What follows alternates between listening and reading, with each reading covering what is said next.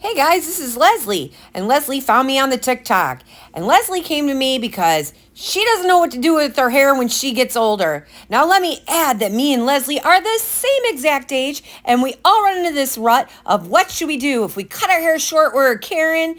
If we leave it long, we look like a haggard lady. So stay tuned to see what I do to Leslie's hair. Hey everybody, welcome to Hair Tunes, raw, real, and diverse hair education, tips, and tricks. Please don't forget to like and subscribe.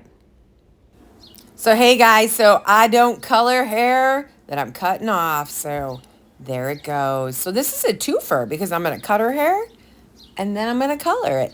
So you guys are getting a twofer here. So I am going to give her a bob. And I know you guys are all probably like, oh, great, you're going to cut her hair like a Karen.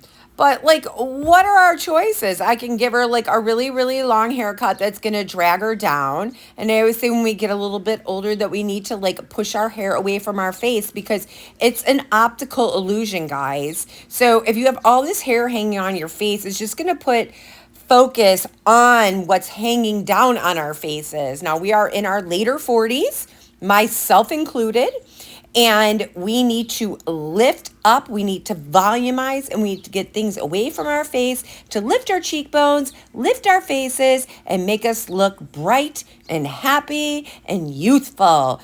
Everybody's looking for the fountain of youth, and if you're not, you're a fucking liar. Okay, guys? So everybody, the beauty industry is full of the fountain of youth. So I'm giving her a graduated bob. And I think this is really going to suit Leslie's face like amazingly. Okay? So I'm just going ahead and cutting all this off because like I said, I do not cut hair or color hair that I'm going to cut off. So I'm just going in and creating my length and making sure everything's even Steven. I do use Hikari shears. Hikaris are the best shears in the world and I absolutely love them.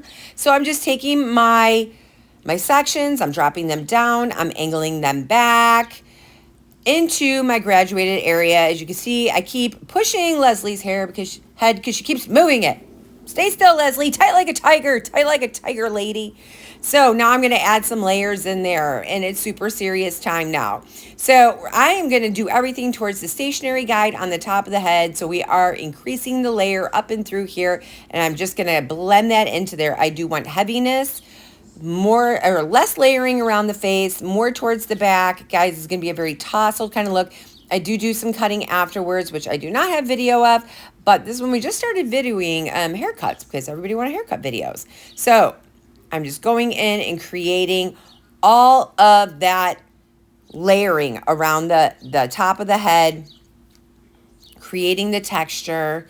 So now I am applying her base color, and we're going to do this in different steps. So I'm going in and I am basing her with Pulp Riot because that is what I used at the time. This is done a year and a half ago, I would say. So now I am going to balayage her, and I based her with like a level 8. And she had some sparkles to cover, and it was just like a basic like 800. There was nothing crazy about it. I didn't go anything crazy. And now I am using Sunlight's balayage lightener. This was a long process, a very long day, and Leslie lived quite the distance away.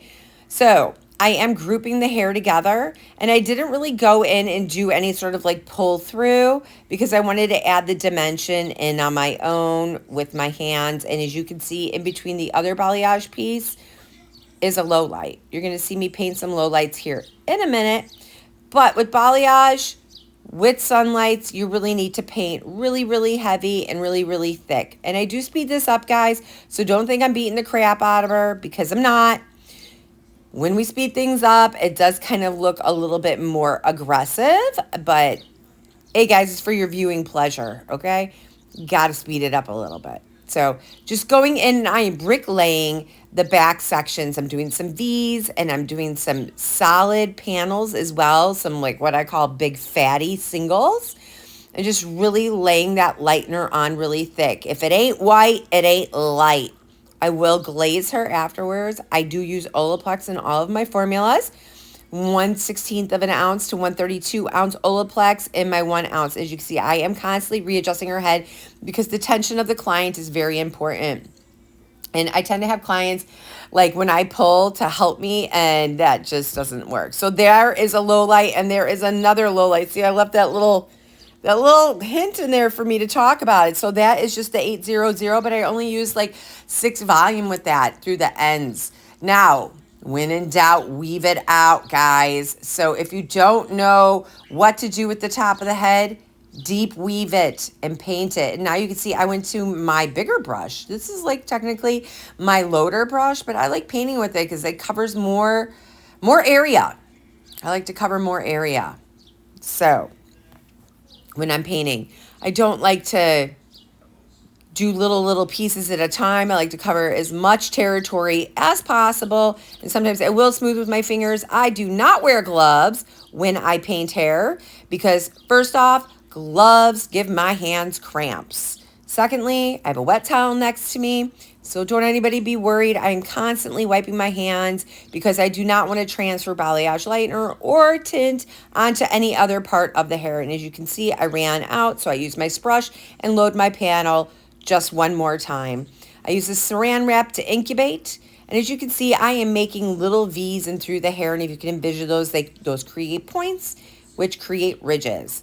And ridges create depth and intense points where I can lay lightener and make it really bold paint. So I'm doing that all throughout the head. And here I'm laying in her money piece. And you can see right next to that, I laid a low light. So I am staggering these highlights and these low lights. And we want a bold face frame. So I'm going to flip it over and paint that other side, guys. Really getting in there and painting bold pieces. So you can see her low lights. You can see a V there with a highlight and a low light. I got to paint them all. This was like a massive color correction. And I think she paid me about $400 for this service. It was an all-day service. I really enjoyed having her in the salon. Like I said, she lives really far away. But she absolutely loved her hair. And her video went viral on TikTok because nobody liked it. I told her that Leslie was older. And like I said, guys, shh, we're the same age, if you can believe that. So I love the way this came out on Leslie. When we're done, we are going to rinse her. We will process this for 45 minutes. Let's add that. We will process this for 45 minutes. We will rinse her and stop oxidation with Malibu C Deox. Again, adding a little light in there. And I will glaze her, most likely with Oligo, Colora Gloss. And like I said, this is like a year and a half ago, guys. So I probably don't remember exactly what I toned her with. But I could probably guarantee it was like 10 AI and 10 V with a splash of 10 GI. That's usually my go-to toner for the ashy ashes. I wanted it light and crisp. Sometimes I add a little clear into it. I usually let it process about 7 to 10 minutes. And then I will give them an Olaplex #2 treatment and style with 6 and 7. So just going ahead and painting in that other money piece. As you can see, I do a steep diagonal back in the front because that diagonal back will shadow and add in a good depth. Behind the money piece, the natural depth that we're looking for. So always do those on a diagonal back because it just gives you the natural depth right there that you're looking for, and then paint it on a diagonal as well. And I'm just going to work my way through the rest of the top of the head. It usually takes me about 45 minutes to an hour to paint somebody's hair. Now here is really where we want depth. So I'm just going to divide this in half and drop some of that depth out. It's the natural depth right there. And I'm just going ahead and I am just going to paint a little bit of a V in through here, leaving some of that natural depth in there, creating more of a V section throughout, smoothing with my fingers if I don't like what I see. I keep tension on the strand at all times. As you notice, I drop my board from side to side and I don't go straight on because I do not want any lines, and that really alleviates getting a line. And I try and make this format fit, guys. This was recorded portrait style, so we are trying to make it fit landscape style in my viewer for YouTube, and I hope that it works for you guys and you do get to learn much. And if you guys do enjoy my content, don't forget to like and subscribe, as I am unleashing all kinds of new content for you every Sunday. And don't forget, Hair Toots is coming, guys. I'm so excited. We are working hard on it. That's going to be my subscription. And my first up is going to be the Neapolitan series, guys. And I cannot wait for you guys to see what I have for you. Guys, the finale is coming. Here's the before again. I don't want you guys to forget where we were at with Leslie here. There she is, the beautiful Leslie. Wait for it, wait for it, wait for it. Boom. Look at that beautiful color. Now you can see as I go in and out, it's going to change tones and direction. Absolutely stunning.